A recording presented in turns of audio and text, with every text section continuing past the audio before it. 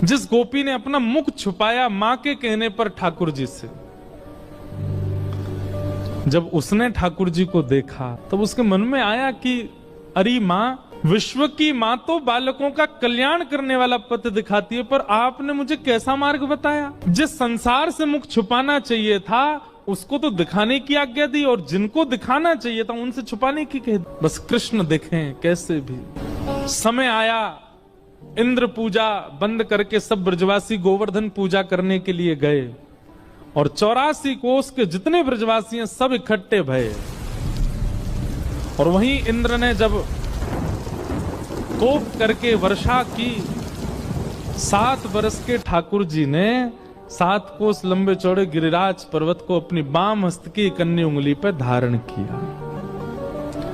और जैसे ही ठाकुर जी ने गिरिराज जी धारण किए, दूर दूर खड़े हुए लाखों ब्रजवासी सब गिरिराज जी के समीप आ गए, सब भीतर आके खड़े हो गए। सब में आपस में चर्चा चल रही। अब गिरिराज जी 7 कोस लंबे हैं और दूर दूर वाले ने तो ठाकुर जी दिखे ही नहीं रहे। सब बस ये कह रहे हैं, नंद के लाला ने गिरिराज जी उठा लिए, नंद के लाला ने पर्वत उठा लियो, नंद के लाला ने पहाड़ उठा लियो। तो यही चर्चा जब माधवी के कान में पड़ी तो माधवी बोली, शायद अब तो सबके बीच में ठाकुर जी अब तो दिख ही जाएंगे। क्योंकि जब जब श्याम सुंदर को देखने माधवी जाती, नेत्रों में जल आ जाता, धुंधलापन आ जाता, ठाकुर जी दिखते नहीं, क्योंकि शाप दे दिया ठाकुर जी ने। और ये शाप नहीं है, ये शाप नहीं है, ये विरह है।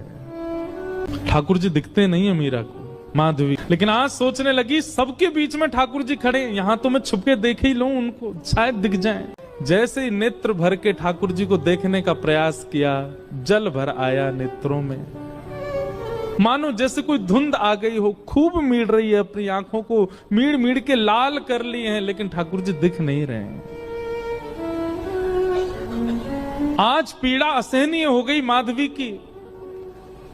अर्धरात्रि का समय ठाकुर जी के चरणों से लिपट गई और बोली, मैंने इतना बड़ा अपराध किया कि आप मुझे दिख ही नहीं रहे हो। हे श्याम सुंदर, अब पीड़ा मत दो, अब दिख जाइए, एक क्षण दिख जाइए, आप दिखें और मैं प्राण त्यागूं, बस मुझे और कुछ नहीं चाहिए। ठाकुर जी बोले, माधवी तेने मुझको अपना रूप नहीं दिखायो। माधवी बोली, देख लो, मैं सामने खड़ी हूं, अब देख लो मेरे नेत्र, मेरे मुखमंडल को देख लो, जैसे चाहो देख लो, पर मेरे ऊपर तो ये जो दोष है ये हटाओ, मुंह को देखन दो आपको। ठाकुर जी बोले, अब तो माधवी ये पीड़ा तुमको ने सहनी पड़ेगी।